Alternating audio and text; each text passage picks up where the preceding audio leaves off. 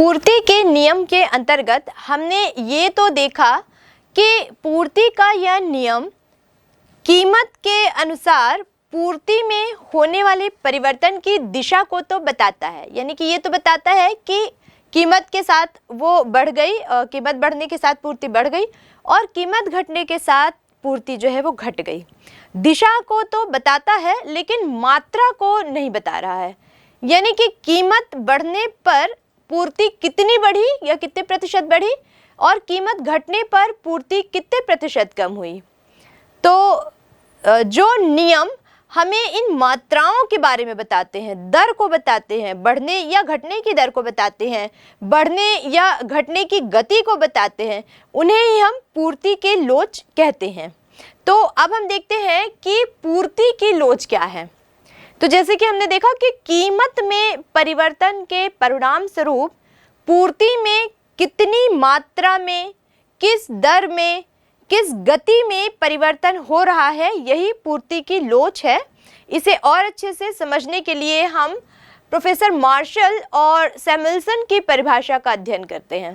Martial के अनुसार पूर्ति की लोच से अभिप्राय कीमत में परिवर्तन की प्रतिक्रिया स्वरूप पूर्ति की मात्रा में होने वाले परिवर्तन से होता है।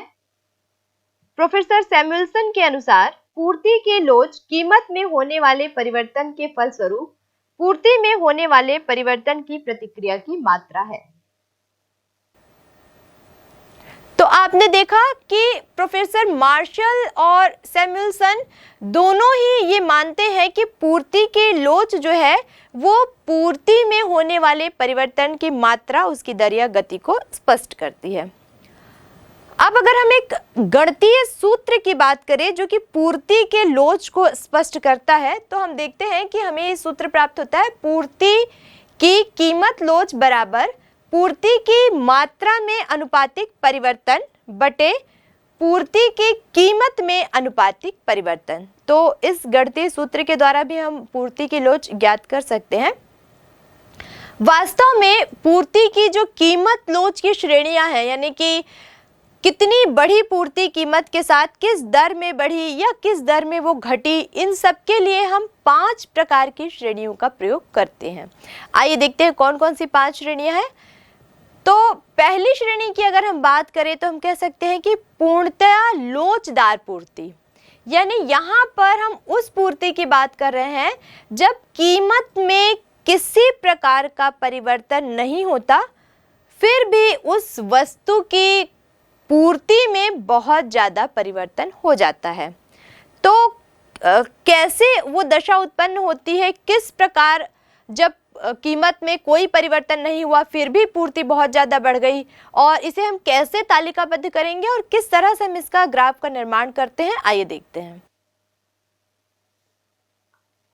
पूर्णतया लोचदार पूर्ति के लिए जब हम टेबल का निर्माण करेंगे तो हम देखते हैं कि जब किसी वस्तु का मूल्य 5 रुपए था तो पूर्ति 10 रुपए थी।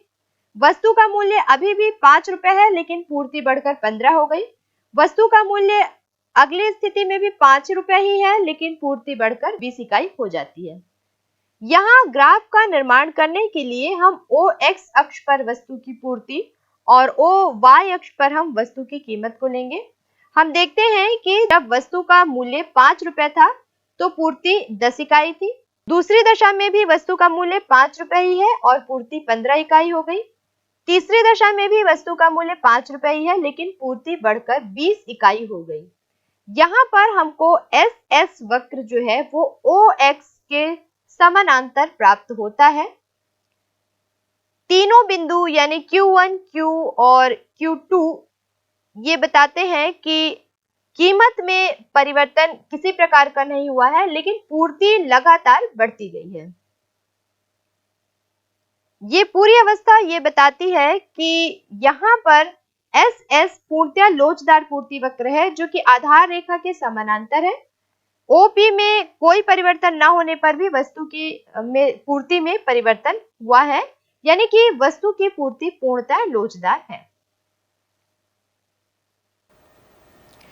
तो आपने देखा कि किस प्रकार पूर्णतया लोचदार पूर्ति जो थी वहाँ पर कीमत में परिवर्तन नहीं हुआ, लेकिन फिर भी पूर्ति जो है वो लगातार बढ़ती गई, उसमें काफ़ी वृद्धि होती गई। दूसरे अगर हम इसकी श्रेणी की बात करें तो यहाँ पर हमको मिलती है अधिक लोचदार पूर्ति। अधिक लोचदार पूर्ति हमको बताती है कि कीमत में बहुत थोड़ा सा परिवर्तन का प्रभाव जो वस्तु की पूर्ति है उस पर बहुत ज़्यादा पड़ता है। एक उदाहरण के तौर पर हम कह सकते हैं कि कीमत में जो परिवर्तन है, या हम कह सकते हैं कि कीमत में सिर्फ 10% की कमी हुई थी, लेकिन उसकी पूर्ति जो है वो 25% कम हो गई। यानी कि कीमत में कमी की दर की अपेक्षा पूर्ति में जो कमी की दर है वो बहुत ज़्यादा है। तो यहाँ ये स्थिति जब निर्मित होती है तो हम कह सकते हैं कि वो अधिक लोचदार पूर्ति वाली अवस्था है। कैसे हम इसको एक टेबल और ग्राफ के द्वारा समझेंगे, आइए देखते हैं। अधिक लोचदार पूर्ति की दशा में ग्राफ का निर्माण करने के लिए हम देखते हैं कि इस टेबल में वस्तु का मूल्य पहले 10 रुपया था और पूर्ति भी 10 इकाई थी। वस्तु का मूल्य 10% कम हो गया, यानी कि 9 रुपया हो गया, लेकिन पूर्ति जो थी वो उसकी अपेक्षा अधिक कम हुई, यानी 25% कम होकर अब 7.5 इकाई की रह गई। इस कंडीशन में जब हम वक्र का निर्माण करते हैं तो हम देखते हैं कि रेखा OX अक्ष पर हम वस्तु की पूर्ति और OY अक्ष पर हम वस्तु की कीमत को लेते हैं। जब वस्तु का मूल्य 10 रुपया था तो उसकी पूर्ति 10 इकाई थी। जब वस्तु का मूल्य घटकर 9 रुपया हो गया तो उसकी पूर्ति घटकर 7.5 हो गई। यहाँ पर हमें जो SS पूर्ति वक्र प्राप्त होता है वो ये बताता है कि यहाँ पूर्ति अधिक लोचदार है, क्योंकि यहाँ पर वस्तु की कीमत में होने वाली कमी की तुलना में वस्तु की पूर्ति में होने वाली कमी कहीं अधिक है। तो आपने देखा कि किस प्रकार जो अधिक लोचदार पूर्ति होती है कि किस प्रकार यहाँ पर किसी वस्तु की कीमत में जो परिवर्तन की दर होती है उसकी अपेक्षा उस वस्तु की पूर्ति में जो परिवर्तन की दर होती है वो बहुत ज़्यादा या कम हो सकती है। तीसरे अगर हम इसके श्रेणी की बात करें तो हम देखते हैं कि लोचदार पूर्ति जो होती है ये यहाँ पर ये एक समतल अवस्था है, एक ऐसी अवस्था है जहां पर वस्तु की कीमत के साथ साथ बिल्कुल समान अनुपात में पूर्ति बढ़ती है, या कीमत में कमी के साथ साथ बिल्कुल समान अनुपात में उसी प्रतिशत में उसी दर पर कीमत के साथ साथ पूर्ति भी कम हो जाती है। जैसे एक उदाहरण से हम देखें तो हम कह सकते हैं कि एक समय विशेष में वस्तु की कीमत में जब 10% की वृद्धि हुई तो वहां पर वस्तु की पूर्ति में भी 10% की ही वृद्धि हुई। तो इसको एक टेबल और ग्राफ के द्वारा आइए और अच्छे से समझने का प्रयास करते हैं।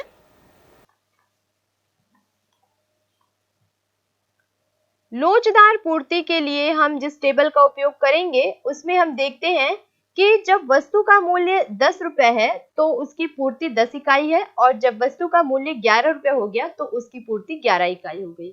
यानी कि पूर्ति में परिवर्तन कीमत के समानांतर ही चल रहा है। इसके आधार पर जब हम ग्राफ का निर्माण करेंगे तो हम देखेंगे कि रेखा OX अक्ष पर वस्तु की पूर्ति और रेखा OY अक्ष पर वस्तु की कीमत को हम दर्शाएंगे। हम देखते हैं कि जब वस्तु का मूल्य 10 रुपए है तो उसकी पूर्ति 10 इकाई है, और जब वस्तु का मूल्य बढ़कर 11 रुपए हो जाता है तो उसकी पूर्ति भी बढ़कर 11 इकाई की हो जाती है। यहाँ पर हमको जो पूर्ति वक्र SS प्राप्त होता है वो नीचे से ऊपर की ओर बढ़ता हुआ हमें जो दिखाई दे रहा है ये बताता है कि कीमत में पूर्ति के समानुपाती मांग में भी पूर्ति हुई है, यानी कि लोचदार पूर्ति वक्र को प्रदर्शित करता है। तो आपने देखा कि किस प्रकार हमने लोचदार पूर्ति में देखा कि कीमत और पूर्ति का जो परिवर्तन होता है वो बिल्कुल समान होता है। अब अगर हम इसकी अगली श्रेणी यानी कि चौथी श्रेणी की बात करें तो ये हमारे सामने आती है बेलोचदार पूर्ति।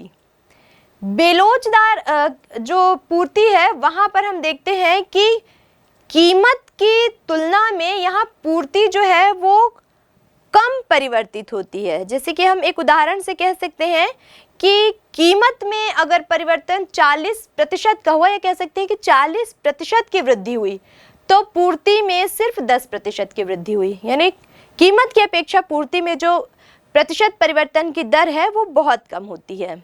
आइए एक ग्राफ और टेबल के द्वारा इसको और अच्छे से समझने का प्रयास करें। बेलोचदार पूर्ति के अंतर्गत जब हम ग्राफ का निर्माण करते हैं तो हम देखते हैं कि सारणी में जब वस्तु का मूल्य 10 रुपए है तो पूर्ति 10 इकाई है, और जब वस्तु का मूल्य 4% बढ़कर 14 रुपए हो जाता है तो उसकी पूर्ति बढ़कर 11 रुपए हो जाती है। इसके आधार पर जब हम ग्राफ का निर्माण करेंगे तो हम देखेंगे कि रेखा OX पर हम वस्तु की पूर्ति और रेखा OY पर हम वस्तु की कीमत को दर्शाएंगे। जब वस्तु का मूल्य 10 रुपए है तो वस्तु की पूर्ति 10 इकाई है। जब वस्तु का मूल्य 14 रुपए हो जाता है तो वस्तु की पूर्ति 11 इकाई तक बढ़ जाती है। यहाँ पर हमको जो SS वक्र प्राप्त होता है वो ये दर्शाता है कि किसी वस्तु की कीमत में होने वाली वृद्धि की तुलना में उसकी पूर्ति में होने वाली वृद्धि की दर कम है। यानी कि ये जो SS वक्र है ये बेलोचदार पूर्ति को दर्शाता है। तो आपने देखा कि किस प्रकार बेलोचदार पूर्ति में जो पूर्ति के परिवर्तन का रेशियो रहता है कीमत के साथ बहुत अंतर रहता है। कीमत काफ़ी ऊंचे दर पर बढ़ती है लेकिन उतनी ही दर पर पूर्ति नहीं बढ़ पाती है। पांचवी अगर हम इसकी अवस्था की बात करें तो हम देखते हैं कि पूर्णतः बेलोचदार पूर्ति।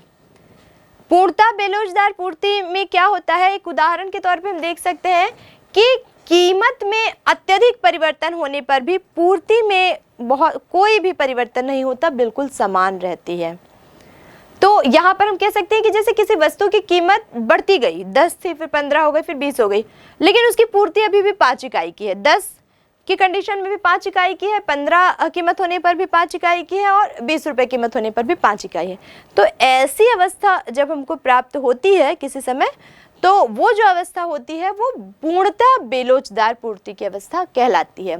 आइए इस कंडीशन को हम एक टेबल और ग्राफ के द्वारा और अच्छे से समझने का प्रयास करें।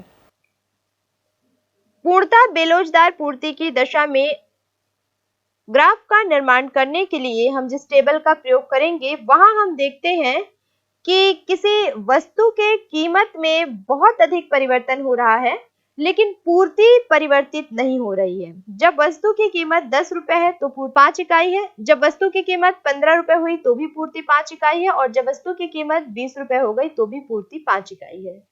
इसके लिए जब हम रेखा चित्र का निर्माण करेंगे तो हम रेखा OX अक्ष पर वस्तु की पूर्ति और रेखा OY अक्ष पर वस्तु की कीमत को लेंगे। यहाँ हम देखते हैं कि वस्तु की कीमत 10 रुपए होने पर भी पूर्ति 5, 15 रुपए होने पर भी पूर्ति 5 और 20 रुपए होने पर भी पूर्ति 5 इकाई की ही बनी हुई है। तो हमें यहाँ पर रेखा OX के समानांतर P1, P और P2 तीनों ही रेखाएं प्राप्त होती हैं, जो कि ये दर्शाती है कि किसी भी अवस्था में जबकि वस्तु की कीमत बढ़ती गई, पूर्ति में कोई प्रकार का परिवर्तन नहीं हुआ, यानी कि यहाँ पर पूर्णतः लोचदार पूर्ति की स्थिति है। तो आपने देखा कि किस प्रकार पूर्णतः बेलोचदार पूर्ति की जो अवस्था है वहां पर वस्तु के कीमत का उसकी पूर्ति पर कोई प्रभाव नहीं पड़ता, वो स्थिर रहती है।